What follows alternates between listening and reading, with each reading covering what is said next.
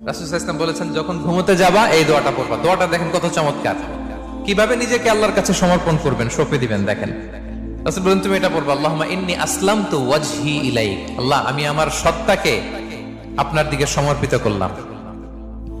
ওয়া ফাওয়াদতু আমরি ইলাইক। আল্লাহ, আমি আমার সব কাজকে আপনার কাছে সুপর্দ করলাম। ওয়া আলজাতু যাহরি ইলাইক। আল্লাহ, আমার পিঠকে আমি আপনার কাছে আশ্রয় রাখলাম। সুবহানাল্লাহ পড়বেন না? আমরা যখন ঘুমাই আমাদের পিঠটা বিছানার মধ্যে লাগাই না? আল্লাহ, আমার সত্তাকে আপনার কাছে আমি সমর্পিত করলাম। আল্লাহ, আমার সব কাজকে আপনার কাছে আমি সঁপে দিলাম। আল্লাহ, আমার পিঠটাকে আপনার কাছে আমি আমানত রাখলাম।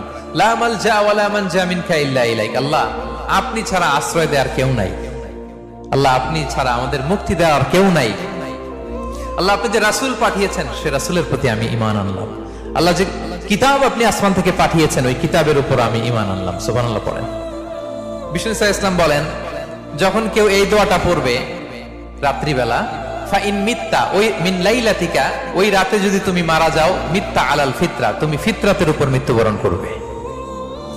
ওয়াইন আসবাহতা আসবাহতা ওয়া ক্বাদ আসাবতা খাইরান কাসীরা, আর যদি রাতে মৃত্যু না হয় তুমি বেঁচে যাও, তাহলে ওই দিনে তুমি প্রভূত কল্যাণ লাভ করবে। সুবহানাল্লাহ।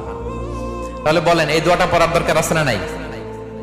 এই দোয়াটা যদি কেউ পড়ে, সে মারা গেলে ওই রাতে ফিতরাতের উপর মারা যাবে। ফিতরাতের প্রথম অর্থ কি বলছিলাম?